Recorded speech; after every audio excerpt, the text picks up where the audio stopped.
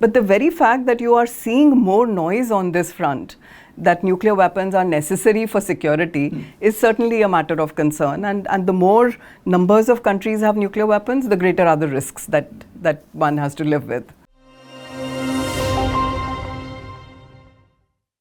Hello and welcome to The Gist on Strat News Global.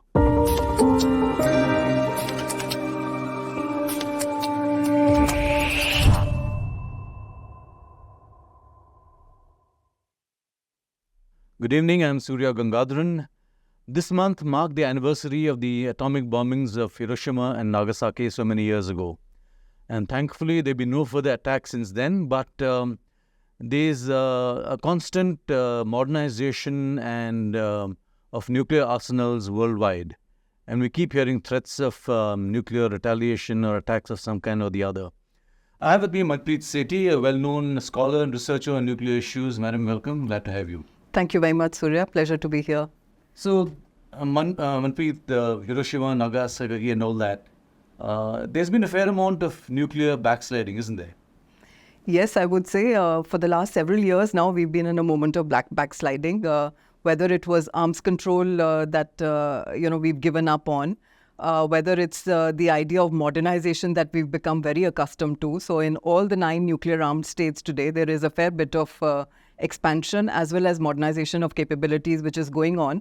But since you mentioned the month of August, and we are in August right now, I find the particular backsliding that has taken place and which doesn't sort of elicit much interest in India is on the NPT, the Non-Proliferation Treaty. As you know, the treaty has been in existence since 1970, and every 5 years there's a review conference that takes place. Now, in the run-up to the review conference, there are 3 preparatory committee meetings that happen. And we had the first preparatory committee meeting in this month. It finished on the 11th of August. So it actually straddled the 2 days of 6th and 9th August, which is Hiroshima and Nagasaki. But unfortunately, nothing came out of the NPT preparatory committee meeting. In fact, so much so that the chairman was not able to bring out an accepted draft summary, a chair summary, which was supposed to be a factual document about the kind of discussions that happened.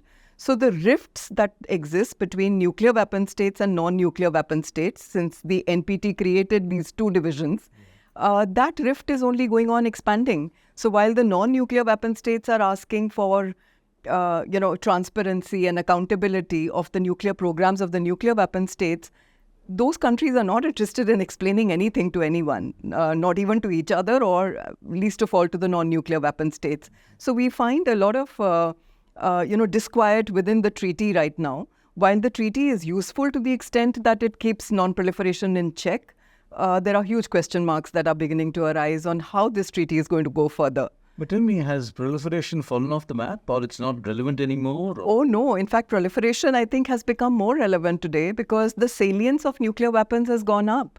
After what we've seen in the context of Russia-Ukraine, where Russia has managed to shape the contours of war by making these, drawing attention to its nuclear weapons capability all the time, right from the 4th day of conflict, that they started drawing attention to their nuclear weapons. And it has continued over these, I think today is the 545th day of the conflict. Yeah. And that has continued. So the interest in nuclear weapons has again arisen. And for non-nuclear weapon states, which had given up, that they would not go nuclear, we do see countries like in Japan or South Korea, which are showing an interest in how do they defend themselves if they were not to have their own nuclear weapons. So you see on the one side, US trying to reach out to them and making stronger noises on its extended deterrence commitments. But on the other side, given that both South Korea and Japan feel China and North Korea are nuclear threats for them, there are incipient voices which are coming out to say, what do we do with our security concerns? And I presume that since both are technologically advanced economies and societies, yes. For them it's only a screwdriver's turn, as they say. Well, no, it's not just a screwdriver's turn. It'll mean more than that, including stepping out of the NPT. Because the Non-Proliferation Treaty has some, restrictions on what non-nuclear weapon states can do or cannot do. So there are safeguard regimes which are in place. So it can't be easy. But the very fact that you are seeing more noise on this front, that nuclear weapons are necessary for security is certainly a matter of concern. And the more numbers of countries have nuclear weapons, the greater are the risks that one has to live with. So how does India see this entire? There was a time when we were the target of, so much of this NPT hawks. So is it a more benign environment in that sense, in one way? I think so. I think India has a relaxed view of the NPT now. While even in this meeting that just happened, the noises have been made about universalization of the treaty. Yeah. As you know, the treaty already has 191 members. So there are only 4 countries that are outside the NPT. These 4 are unlikely to join because you can't be accommodated in the kind of categories that have been made within the NPT. But for India, these voices, which used to be more of an irritant in the past, don't really matter any longer because we have been exceptionalized by the nuclear suppliers group now, and you are partaking in the international nuclear commerce, which is something that was denied to us because we were not members of the NPT. So by nuclear commerce, you're saying that buy and sale of nuclear materials, technologies. For the civilian nuclear power program. So for our reactors, we are able to get uranium from outside for running, for the fuel for our nuclear reactors. We do have the possibility of getting nuclear reactors from outside. So the larger capacity technologies that we want to get, that is certainly on the anvil. But the problem has been our own concerns about safety and, public perception of nuclear energy, etc., that we have been struggling with. What about the small modular reactors that seems to be the buzzword right now? Yes, small modular reactors have become, extremely popular in concept. Yeah. So there are as many as 70 designs that the International Atomic Energy Agency is coordinating, and different countries are experimenting with small modular reactors. The concept of a small modular reactor is it would be, say, 300 megawatts and less in electricity generation. So it will be small and therefore more manageable, easier to build. And because it would be modular, so it would be factory built. So you would have several of these modules that can be brought and installed, and you can start producing electricity. That's the concept. But this concept is yet to be sort of implemented in any form. As I said, these designs are still on paper. They will then have to go for regulatory approvals, and different countries have different ways of providing those regulatory approvals. There are safety and security concerns because these are newer technologies that are going to come in. So the safety concerns plus the security, because if you have several of these modules, we've seen what has happened in the Russia-Ukraine conflict with the Zaporizhzhia nuclear power plant, where both Russia and Ukraine are sort of holding it hostage and showing that we can do something wrong with this, which would affect the other. Of course, it would affect you as well. But how do you then ensure security of small modular reactors if they are going to be in conflict zones? Because it's largely the emerging economies that have shown an interest in small modular reactors. So Southeast Asia, Africa, and China, as you know, is a contender for the small modular exports. And if they were to provide them to the BRI, which they have constructed all over, then, how would we cater for regulatory, safety, security, governance issues? These are all big question marks on SMRs as of now. So since you mentioned China, they have a record of proliferation to Pakistan, to North Korea, and to others. So is that something they are still doing, or have they stopped it? Are they trying to, That's a difficult question to answer because, there's nothing available in the public domain to suggest that whether they've stopped or not. So there are occasionally reports that come out, or some shipments that have been caught here and there traveling from China to sometimes to North Korea via a circuitous route, or to Pakistan.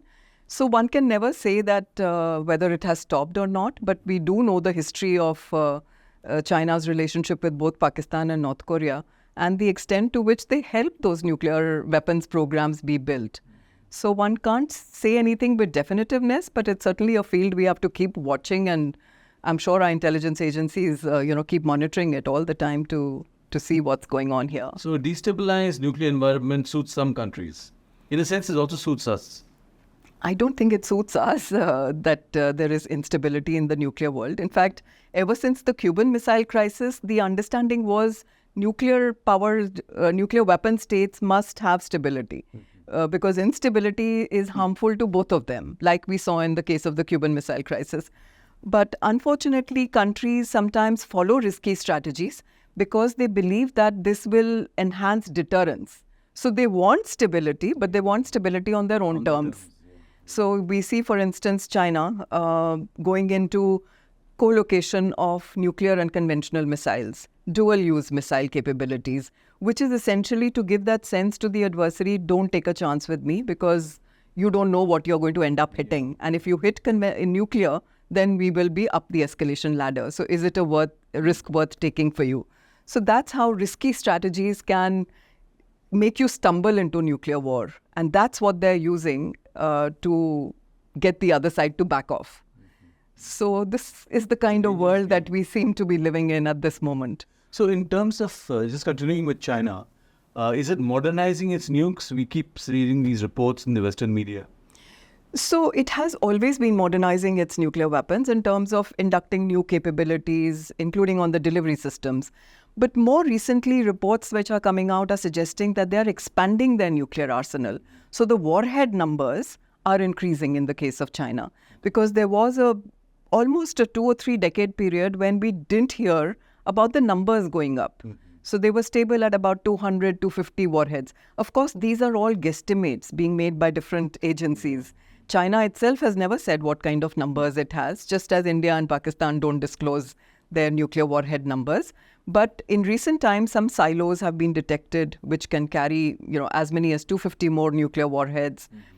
We have seen that on one missile, they can now carry multiple warheads. So certainly the numbers are likely to increase. So those kinds of indications are seen that their warhead numbers are rapidly escalating. And from 250, as I said, which was, the figure everyone arrived at for a long period of time, just in the last 3 or 4 years, we've seen that number escalate to 410 and likely to go up to 1,000 by the end of this decade if the US Department of Defense reports are to be believed. Of course, they could also be inflated because they look at their own threat perception, and for their own funding of their nuclear budgets. But you are seeing a trend for increasing numbers in the case of China, which is quite evident. Besides modernizing of their missile capabilities, so hypersonic missiles that they have shown and inducted by now, they are showing autonomous systems for nuclear delivery. So a lot of modernization in that sense is also taking place besides expansion. And these are targeted at whom? At the US primarily? That's the primary reference point for China because their main threat is coming from the US. So they are looking at the American BMD, the ballistic missile defense. And if the US says, I will be able to protect myself with my missile defense, then the concern of China is if we have a small arsenal, then how do we establish deterrence? So in order to saturate that missile defense or to defeat that missile defense, they're looking at expanded numbers. So we are seeing this security dilemmas being created by actions of one and the other. So let's come to Pakistan. Now, recently, Khalid Kidwai had come out with a report which you, in fact, co-authored about increasing the number of tactical nukes. And can you tell us something about that? He wasn't so much talking about expanding the nukes, but he expanded the concept of tactical nuclear weapons. The use of these. Yes, by suggesting that that Pakistan will build. See, in any case, he's also the author of the idea of full spectrum deterrence, which was essentially that we will be able to deter India at every level, at every spectrum. So from sub-conventional to conventional to nuclear, and within the nuclear spectrum, from low yield to high yield, we'll be able to, deter India from action. So the idea of tactical nuclear weapons came in 2011, which was with the Nasr missile, which was a 60-kilometer range missile. Now he says Pakistan will build 0 kilometer to 2750 kilometers. So 2750 is their Shaheen 3, which they have, shown that they will be capable of building. 0 kilometers has been conjectured as to what does this mean. Does it mean that it will be landmines, nuclear landmines at the border? Or can it be that these would be RT shells, torpedoes, nuclear armed torpedoes? What is this going to be? And a lot of the Pakistani scholars themselves have questioned what 0 kilometer would mean. I think what he's trying to suggest by doing this is to say that, Pakistan's nuclear strategy has been to compress India's capability of doing conventional war with them. So he's compressing it even further, having seen that surgical strikes and air strikes like Balakot have still happened in response to terror attacks on India. So now, in order to compress that space further, to say that we have these 0-kilometer things which will be right at the border. So the moment you try to do anything, it would lead to nuclear escalation. So he's trying to again reinvent that whole idea of tactical nuclear weapons to make it even more potent in order to deter India. And in the article that you mentioned, I think for India, nothing changes. Yeah. We have lived with that Pakistani idea of tactical nuclear weapons for almost more than a decade now. And India's response remains the same. I think we've done ourselves wise by suggesting that the only red line for India is the use of a nuclear weapon without defining what that nuclear weapon would be. In the Pakistani mind, it might be a tactical nuclear weapon. For India, it's going to evoke a strategic effect.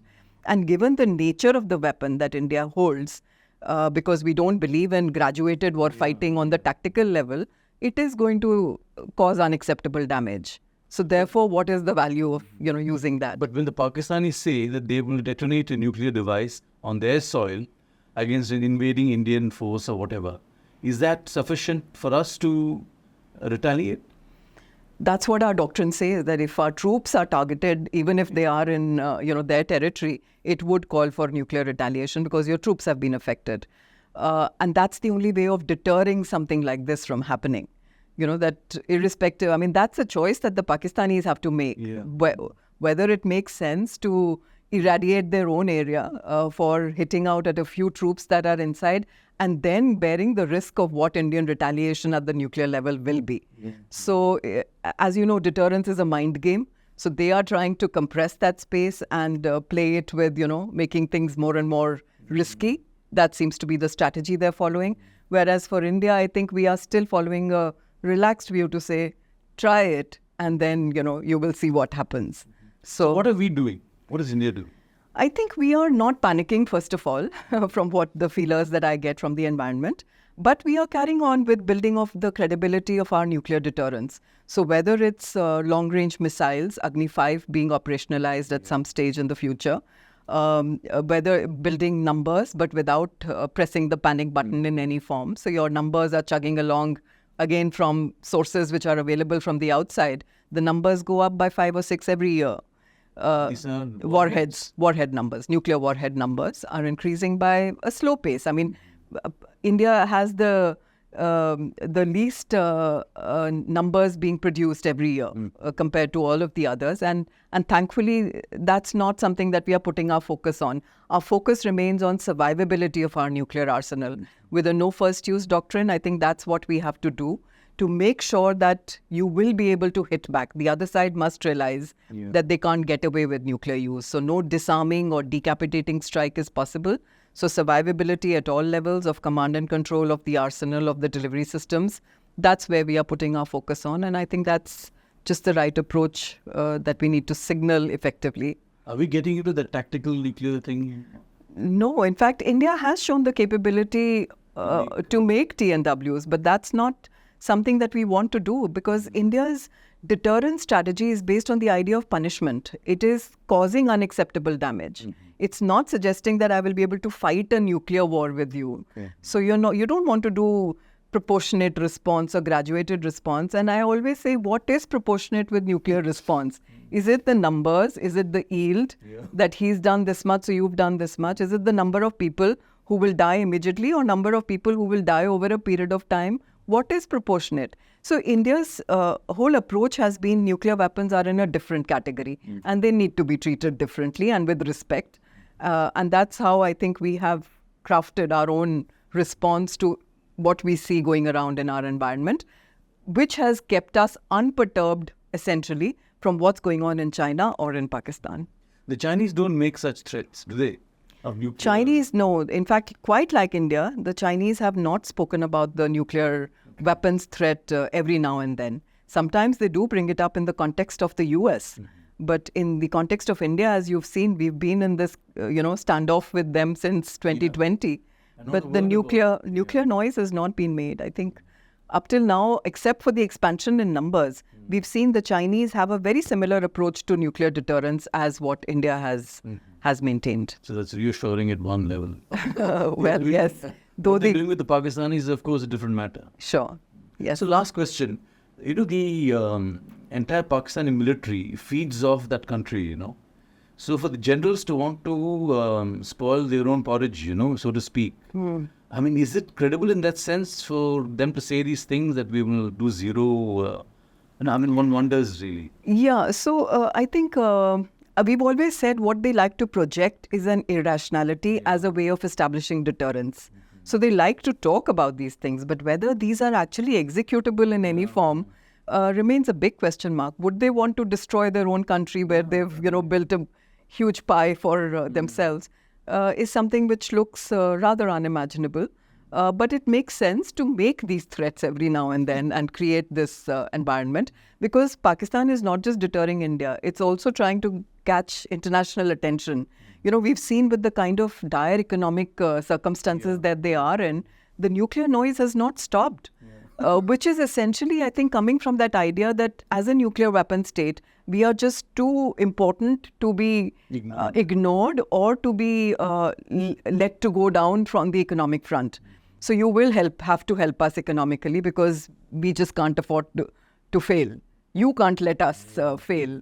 So that's how they use this threat every now and then. And the last question, how much of their nuclear arsenal is kind of home developed? How much technologies have they kind of imbibed from the Chinese? In the initial years, they certainly got a lot of help from the Chinese. We know they got the nuclear material. We know the Chinese tested the design and gave it to them. But over the period of time, I wouldn't say that the Pakistani scientists have not improved their capabilities. So they have managed to build a credible nuclear arsenal, which I would say is largely homegrown. In terms of uranium availability, I mean, there are limits to how far their arsenal can grow. But then that's where the question, and that's why I said monitoring of what is going on between China and Pakistan becomes extremely important, because that's where the expansion of the arsenal can take place if there is proliferation still from China to Pakistan. But in terms of building weapons, I don't think we should doubt that the Pakistanis have managed to do it. I would presume there's a lot of focus on this relationship. China-Pakistan? Yeah. Oh yes, it's a strategic relationship, as you know, where both of them are invested in each other quite a lot, and against a common enemy. So till that feeling persists on both sides, I think there is a rationale for this relationship that you don't see fading out very quickly. Very interesting. Manpreet Sethi, thank you very much. Thank you so much. That's all we have for you this evening. Do subscribe to our YouTube channel. Follow us on social media and Twitter. Thank you very much. Good night.